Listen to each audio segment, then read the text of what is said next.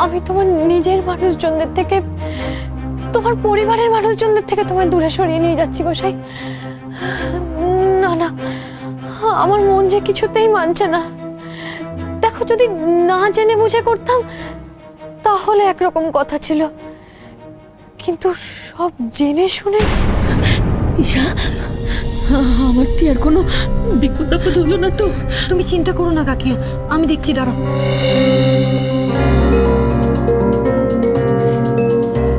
কাকিয়া তুমি চলো আমার সাথে, চলো। এ তো ক্ষণিকের আশ্রয় ছিল। রাধা মাধবের ইচ্ছে আমরা এখানে ছিলাম, আর আজ তার ইচ্ছেতেই আমাদের এখানে থাকার সময় ফুরিয়েছে। কিন্তু না কমল, চলো, আর কোনো কথা নয়, চলো। এ নাও, ধরো ধরো ধরো ধরো, চলো চলো, এসো, চলো।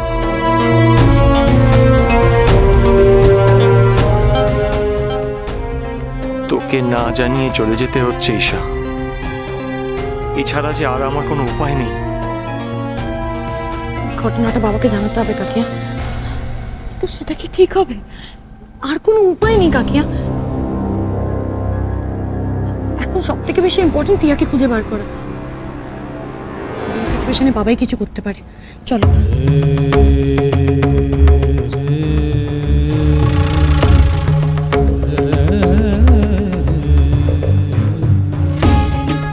এত রাতে তোমরা কোথায় যাচ্ছ দাদা?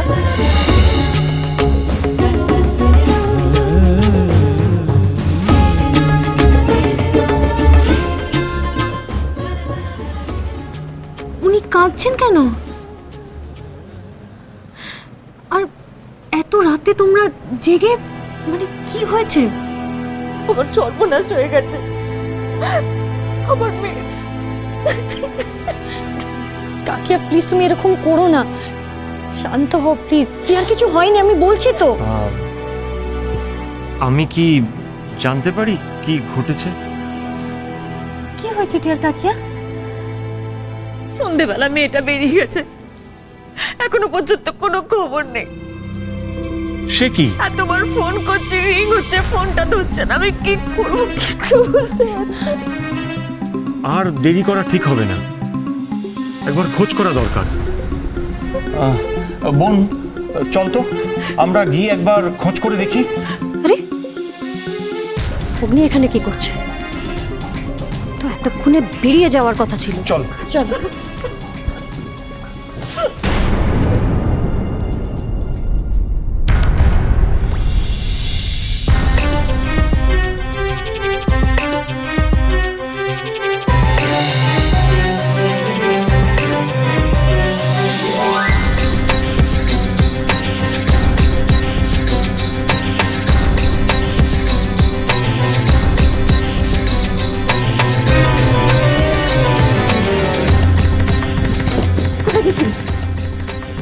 কোথায় গেছিলি তুই?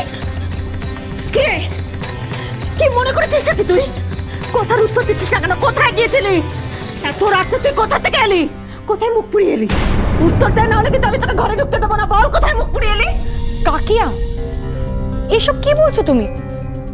আমাদের টিয়া ওরকম মেয়ে না, আমরা সবাই জানি।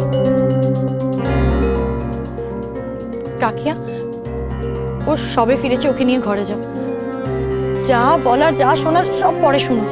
ও আগে উত্তর দেবে, ও কোথায় গিয়েছিল, না হলে ওকে আমি ঘরে ঢুকতে দেবো না। কোথায় গিয়েছিলে তুই, বল।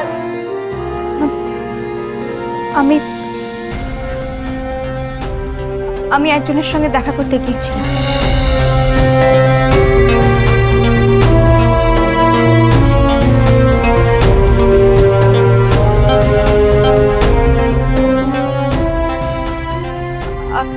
আর সেটা কার সঙ্গে তুমি যতই জিজ্ঞেস করো না কেন, আমি বলতে পারবো না।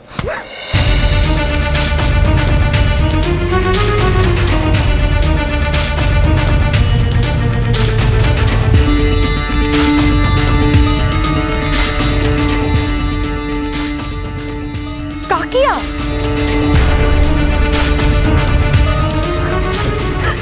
তোমাকে মারলে? বড় একটা মেয়েটা তুমি হাত দিলে কাকিয়া?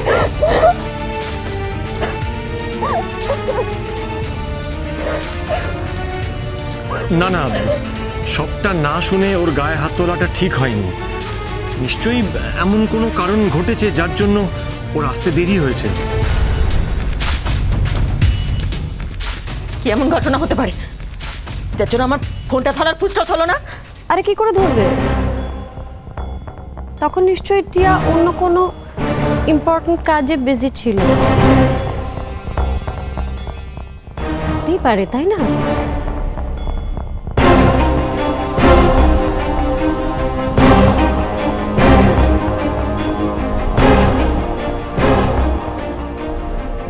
তুমি ঠিক কি মিন করতে চাইছো দিদি? উমেশে কি, তুমি তো সবকিছু সবার থেকে একটু বেশিই বোঝো। এটা বুঝতে পারছো না? খুব সিম্পল তো।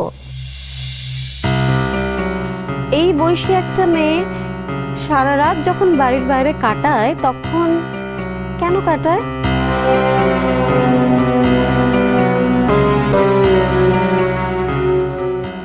কি কারণে? সিম্পল।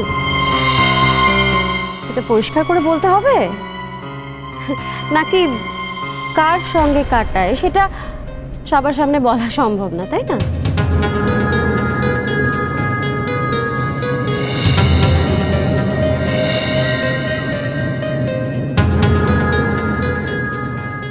এরকম একটা ভাবনা তুমিই ভাবতে পারো দিদি। ভুলটা কি ভেবেছিস? বরং টিয়াকে নিয়ে ওর মায়ের ভাবনা যে ভুল, ধারণাটা যে পুরো ভুল, সেটা আজকে প্রমাণিত হলো।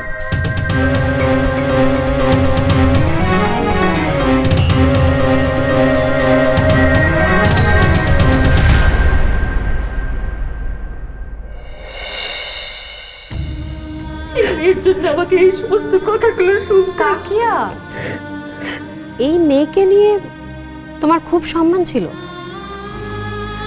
ভীষণ কনফিডেন্স ছিল ওর ওপর। তুমি সবসময় জোর গলায় বলতে যে তোমার এই মেয়ে এমন কোনো কাজ করতে পারে না যাতে এই বাড়ির মান সম্মান হানি হবে।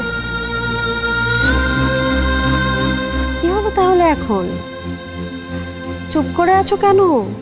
কোথায় গেল সেই গলার জোর? শুনতে পাচ্ছিস? শুনতে পাচ্ছিস তুই? এই দিনটাও আমাকে দেখানো বাকি ছিল তোর, হ্যাঁ? শেষ পর্যন্ত তোর জন্য আর কত অপমানিত হতে হবে আমাকে, আর কত। বড় বৌদি, তুমি মাকে কেন এই কথাগুলো বলছো? আমি এমন কিছু করিনি যার জন্য মাকে এই কথাগুলো বলছো। আমি কোনো অন্যায় করিনি, শুনেছো? আমি কোনো অন্যায় করিনি। বলার মুখ থাকলে তো বলবে। দিদি, তুমি কিন্তু এবার সোজা কথাটা সোজাভাবে বলছিস, হ্যাঁ? এমনিতেই তুমি এই বাড়িতে সঞ্জয় আর রানীকে নিয়ে এমন একটা ঘটনা ঘটিয়ে রেখে দিয়েছো যে ভীষণ অশান্তি বাড়িতে। বাবার তো জানি না কিভাবে দিন কাটছে। এরপর এইসব কাণ্ড হলে উনি তো আর মুখ দেখাতে পারবেন না বাইরে, তাই না? টিয়া, আর কারো কথা না হোক, তোমার জেঠুর কথাটা অন্তত একটা বার ভাবা উচিত ছিল, তাই না? আপনি কেন শুধু শুধু ওকে দোষারোপ করছেন? কেন মিথ্যে বদনাম দিচ্ছেন? ওর চোখ দেখে তো আমি বুঝতে পারছি যে ও মিথ্যে কথা বলছে না। সত্যিটাও তো বলছে না। সব জায়গায় সব সত্যিটা বলা যায় না।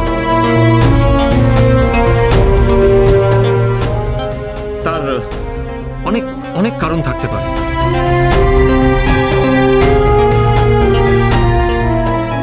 কিন্তু তার মানে এই নয় যে কোনো নোংরা ইঙ্গিত করে কথা বলতে হবে।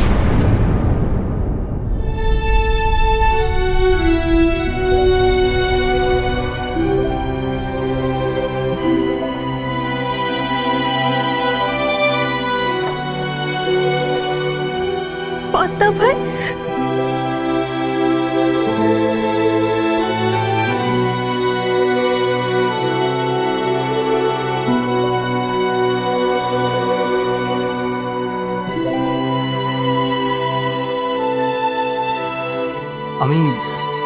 আমি জানি যে তুমি মিথ্যে কথা বলছো না। আমি তোমার পাশে আছি।